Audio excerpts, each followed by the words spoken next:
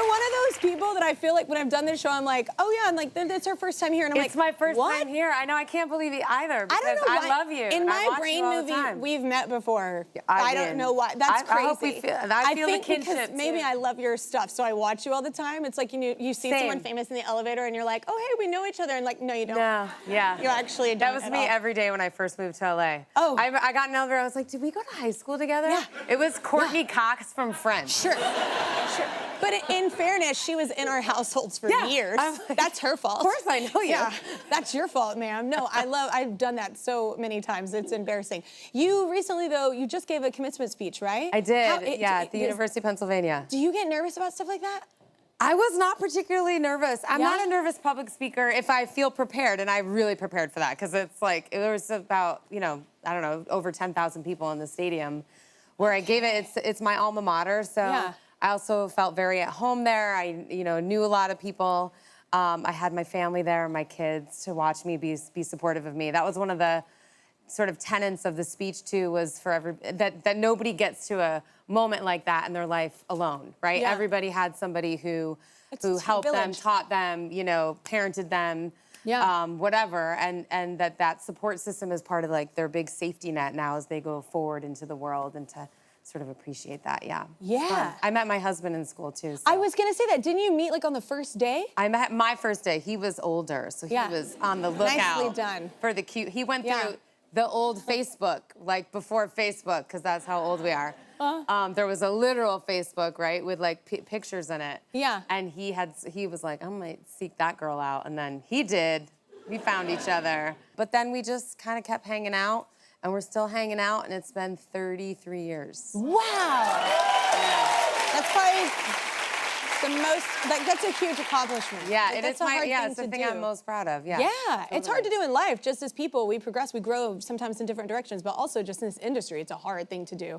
30 plus years, now you have two boys, right? Boys, yeah. And they're 14 12 and 14, 12? Yeah, what is that? What's going on there? Because boys, I have a boy and a girl, they're so different. Boys are wild. Boys and girls are, they're different. The boys, like you must be dealing with it. Every time I will buy my son something, it's our big joke in the house. I'm like, that'll last tops 2 hours, and you're gonna break it. Yeah. Every time. I don't even spend money anymore. Well, I've had a rule actually for a really long time that I picked up from some mom forever ago, who said when you go into the store, never buy them anything at the store, because then every time you go to the store, it opens up this world of wanting, right? Yeah. So even if we walk into Target, they're like, can I have this? Can I have this? Can I have this? And the answer is always no. Yeah. And then they feel like really grateful when you do get them something, one. And two, they learn, first of all, then they never want to go to the store with you, which I'm fine with. Because then you actually get it done in a timely manner. Exactly. Without the whining of, no, you can't have that. No, you can't have that. My deal with my kids, because they get Christmas money, like from family or something, they get things like that at birthdays or whatever. They're like, can I have this? And I go, sure, where is your money? Where's your money? I do the same thing. And I make them buy it. Totally. So then it starts to form like money management. That's like, right. Wait. So yeah. And also they go like, wait, this is how much? This might not be worth this. I'm like, well, it's up to you. I know. My son was like, you have money. And I was like, you're right. I do. I have money. It is very fortunate that I do. Good luck in your life. Say the same thing. Exactly. No, it's true though. Just giving them like right when you're there, and it's hard though as a parent because you just want to get your stuff done. So you're like, get the train. Like you want to do that, but don't do it. Don't do it. All right, we need a quick break. More parenting next. We have someone in the audience to take us there right now.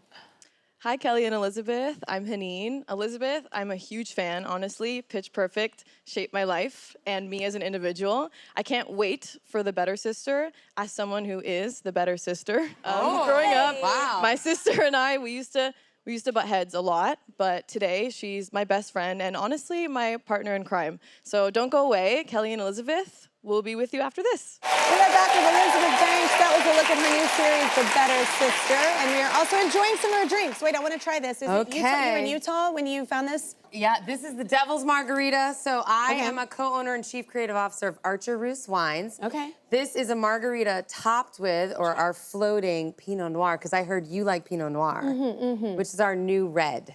Yeah. Ooh, it's refreshing. Isn't it so It's yummy? light. Oh, it's actually really yummy. I know, I kind of want this The day drinking is happening. I want it. I know, you're welcome here anytime.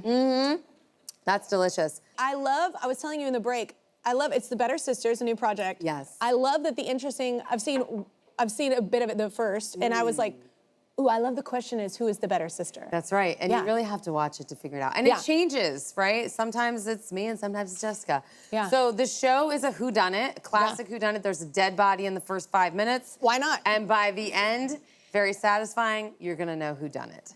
It's based on a book that was like a real beach read, like I flew through it. Yeah. And we got to make 8 episodes for Prime Video.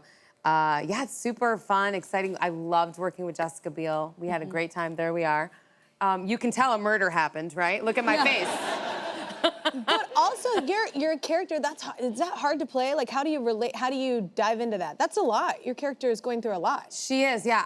You know, it's interesting. I am a big sister. I have 2 sisters. We're best friends. We definitely have been through everything together. I would do anything for them, and I brought that to it. I'm also from Massachusetts, where the unofficial mantra is "You're not better than me." And so when I got to set, Jessica plays like. We grew up in a small town, but she's gone to the big city. She's a rich girl now. She's living this very rarefied life in this beautiful world. And I sort of show up with that attitude of like, you're not better than me. Yeah. And it turns out sometimes she is. I mean, that's me. But is she though? That's amazing. Yeah, I'm easy to judge. I'm a recovering alcoholic in the show. I have a lot of issues. One of which is that my sister is married to my ex-husband. So, yeah. So that's very Southern.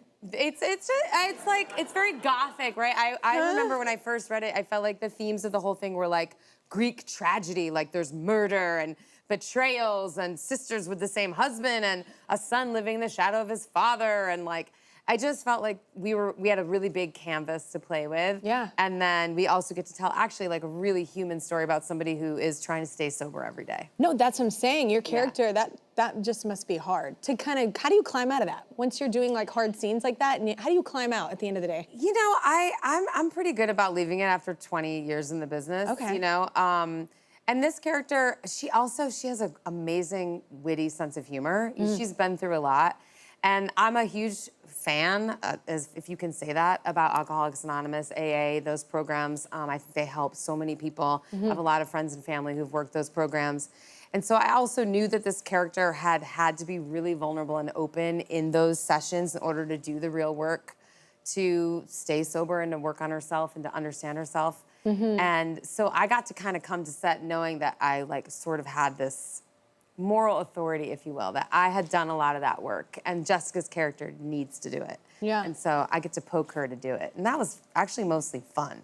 Poking someone? Yes, of course it is. Wait, so you and Jessica both have sons, only sons. We are both boy moms. Yes. Yeah. What, did y'all share any experiences of like, oh my God, help me? Well, mine are a little older than hers. She's definitely like coming up behind me, and Did she constantly go, does this get better? You know what, I do think, I wouldn't say it gets better. I've had a great time at every age. Her issue was last summer when we were shooting, she was trying to get her kid to go to camp. And my kids are pros at camp now.